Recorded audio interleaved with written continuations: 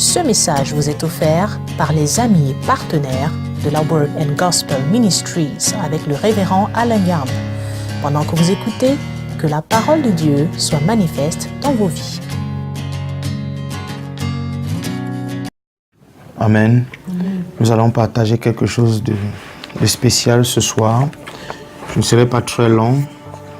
Et je vous invite à ouvrir vos Bibles dans Ésaïe chapitre 28, du verset 11 au verset 12, et aussi dans le livre de Marc chapitre 16, à partir du verset 17.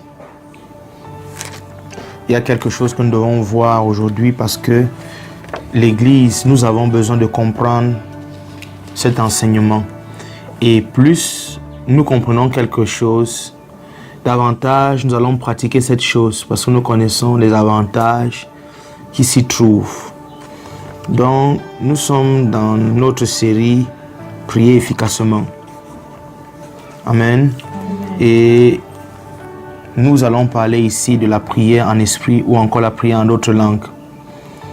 Et Ésaïe nous annonce ce peuple qui viendra et qui va avoir un langage différent, un langage spirituel, un langage inintelligible.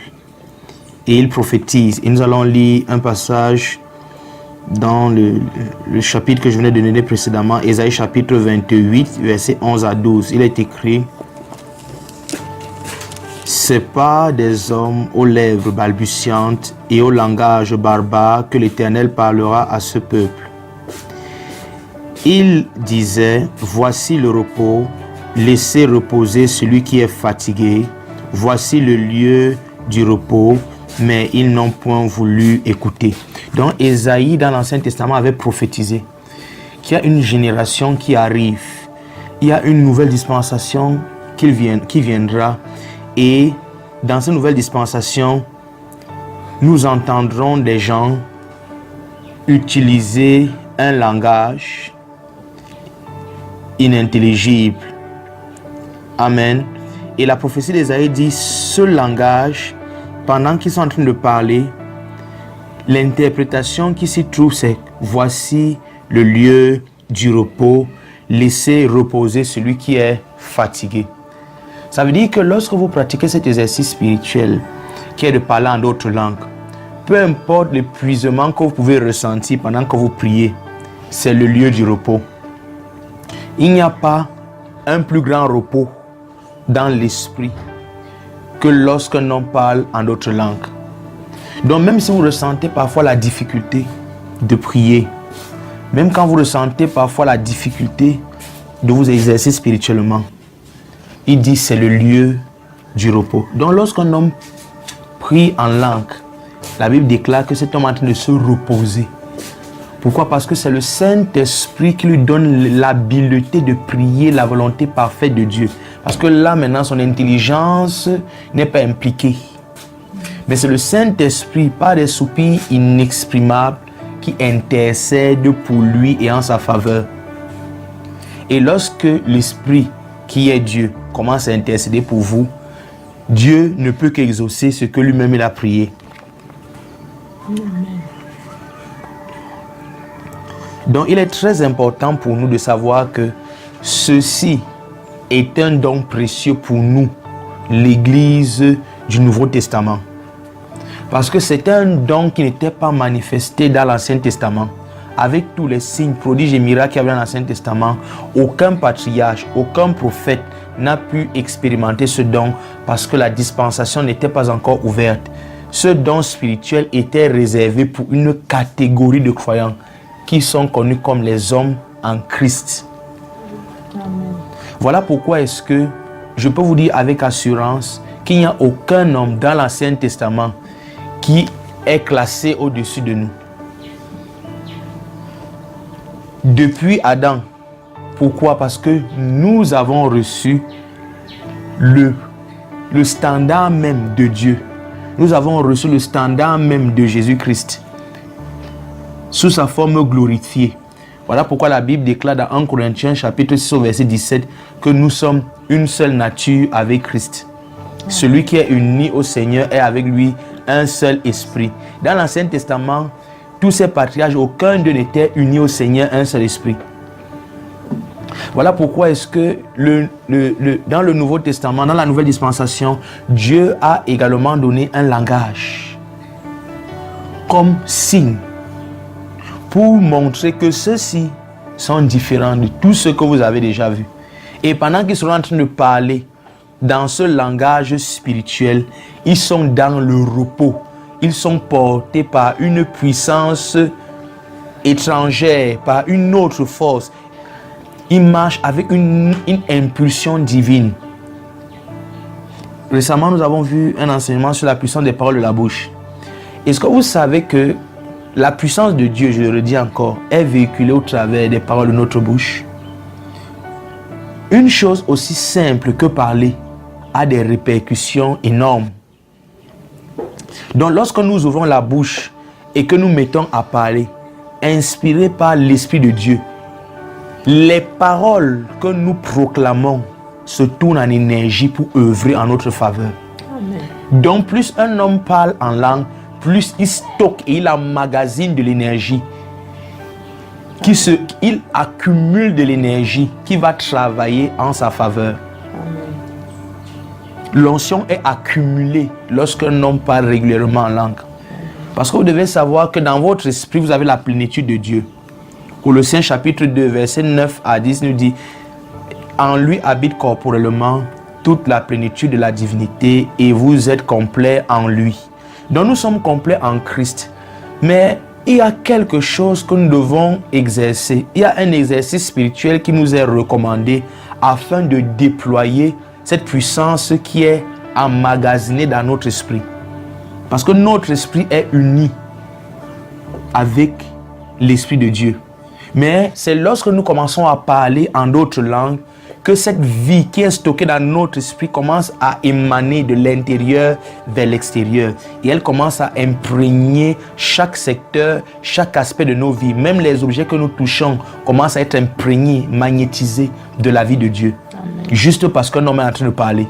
Amen. Parce que ce qu'il dit quand il ne parle pas sous son inspiration.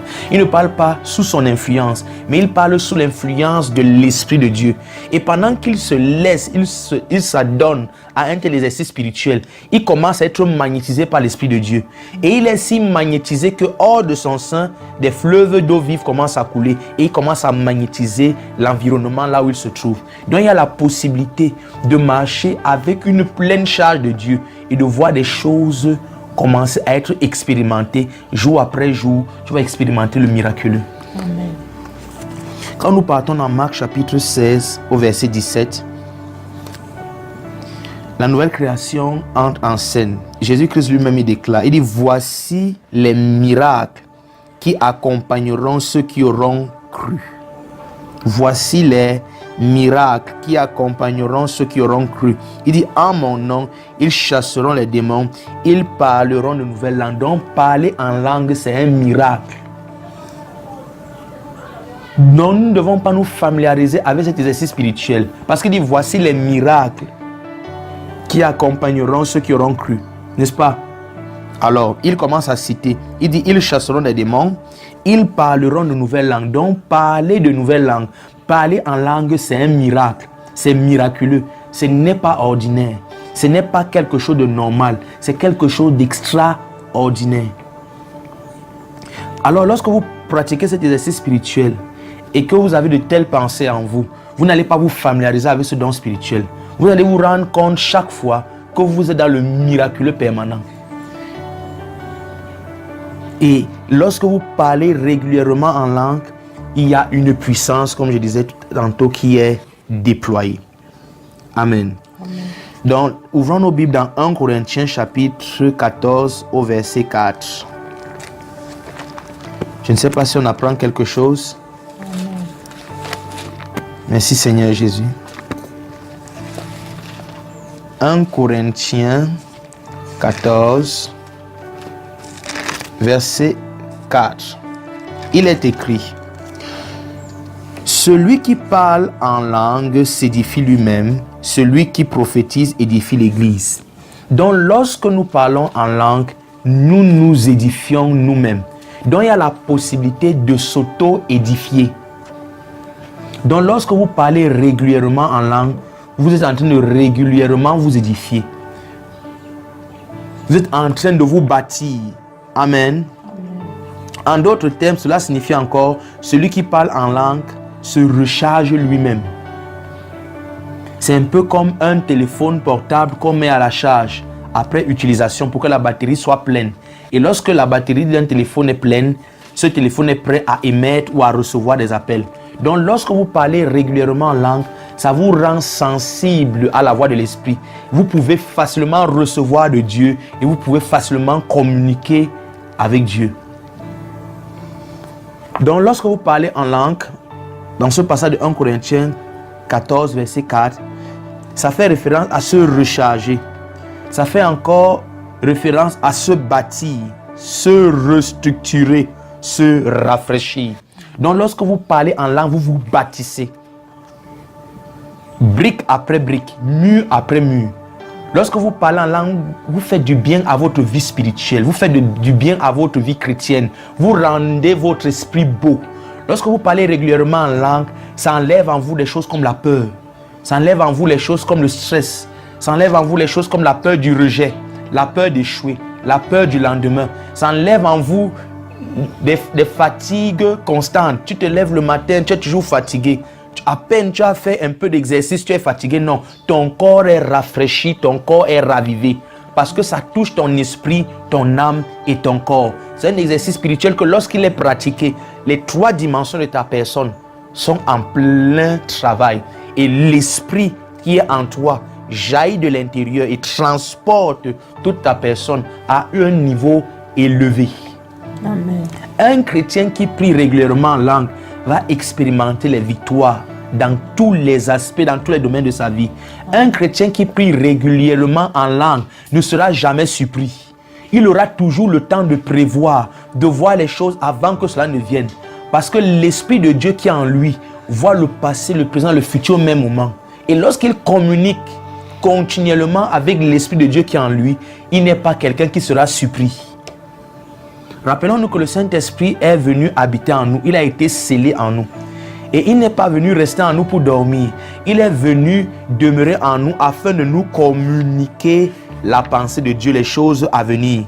Rappelez-vous, Jésus-Christ a dit, il viendra et il vous enseignera les choses à venir. Il prendra ce qui est en moi et vous l'enseignera et vous l'annoncera. Donc lorsque nous pratiquons cet exercice spirituel, nous permettons à l'enseignant, au Saint-Esprit de nous communiquer la pensée de Dieu. C'est un moment élevé de méditation où Dieu nous communique sa pensée et où nous recevons la pensée de Dieu. Donc pendant que nous prions régulièrement en langue, il y a un échange entre Dieu et entre nous et Dieu. Lorsque vous priez régulièrement en langue, ça fortifie vos muscles. Ça vous éloigne des choses comme des maladies, des accidents et autres, parce que vous avez celui qui parle en langue s'édifie lui-même. Donc l'équivalent de la prophétie, qui est de parler dans un langage connu, mais influencé toujours par l'esprit, la prophétie édifie l'église, parce que c'est dit dans un langage que tout le monde peut comprendre. Mais les langues, vous vous adressez à Dieu, parce que celui qui parle en langue ne parle pas aux hommes. Quand vous regardez par exemple 1 Corinthiens 14, le verset 2 dit, en effet, celui qui parle en langue ne parle pas aux hommes, mais à Dieu, car personne ne le comprend. Donc même celui qui prie ne comprend pas. Personne ne le comprend. Mais en esprit, il dit des mystères. Dans notre version, en esprit, il dit des secrets sacrés. Il dit des choses secrètes. Donc lorsque vous parlez en esprit, rappelez-vous, vous ne vous adressez pas à un homme, mais c'est à Dieu que vous êtes en train de parler directement. Quel plaisir et quel privilège de savoir qu'à toute heure, en tout moment, nous pouvons directement nous adresser à Dieu et savoir qui nous écoute. Puisque lorsque nous parlons, cette prière est inspirée par la merveilleuse personne du Saint-Esprit. Amen. Voilà pourquoi le verset 1 de 1 Corinthiens 14, il commence en disant « Recherchez la charité, aspirez aux dons spirituels. surtout à ceux de la prophétie. Donc nous devons aspirer aux dons spirituels. Nous devons désirer les dons spirituels. Vous devez aimer les dons spirituels. Et n'est pas que, ah non, le jour où Dieu va vouloir que je parle en langue, je vais parler, ça ne viendra jamais comme ça. Parce qu'il y a aussi ta propre volonté. Le jour que Dieu va vouloir que j'impose les mots aux malades et que les malades guérissent, ça va venir, non. Vous devez désirer, il dit aspirer, désirer les dons spirituels. Demandez les dons spirituels. Demandez la manifestation des dons spirituels. Et l'un des moyens les plus efficaces pour être un chrétien puissant, pour être un chrétien qui marche dans les signes, prodiges et miracles, c'est de parler en langue.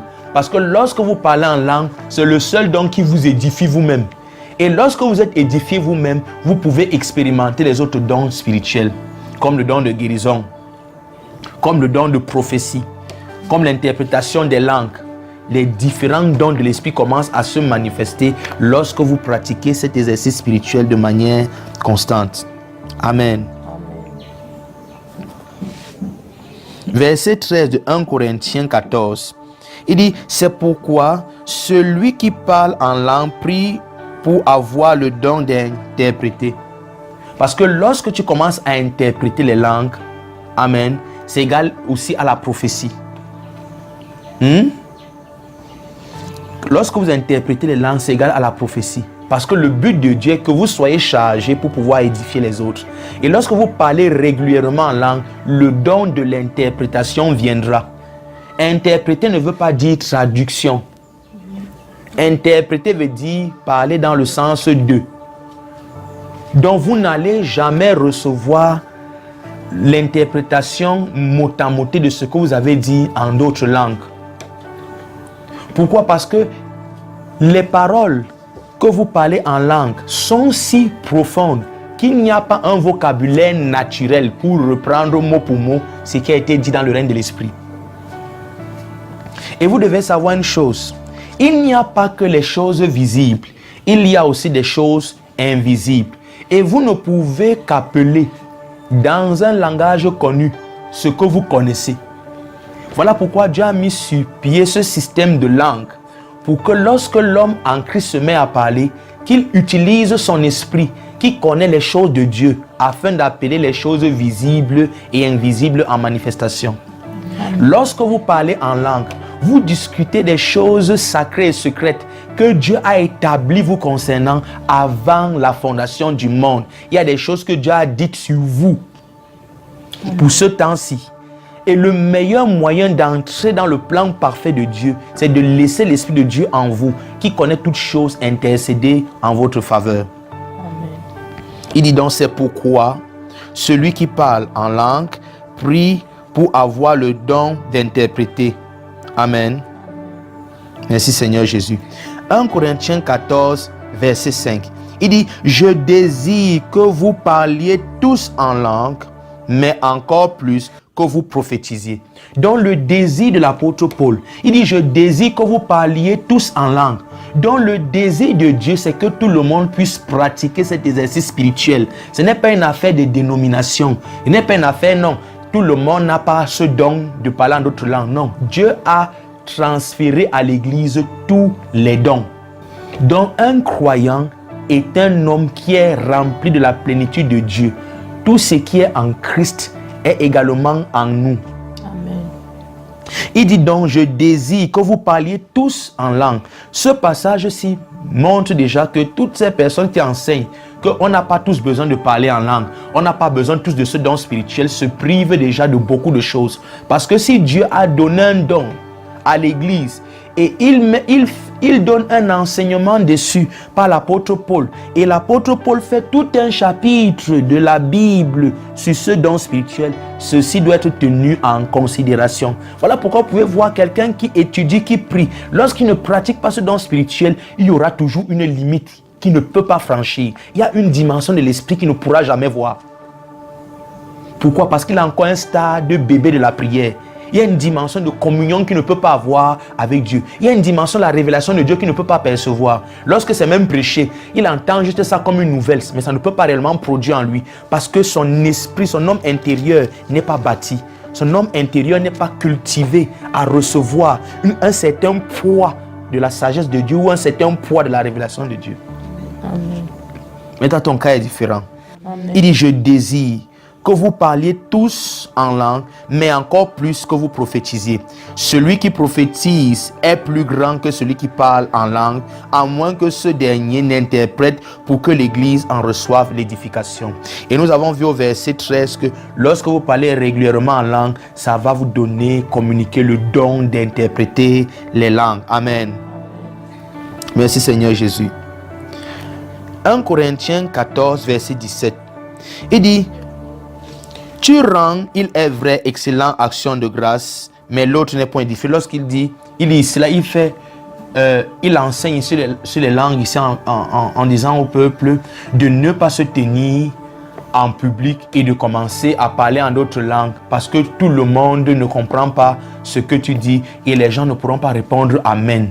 Pourtant, tu rends excellent action de grâce. Donc, ce que l'apôtre Paul nous exhorte ici à faire dans les langues, c'est les langues de dévotion.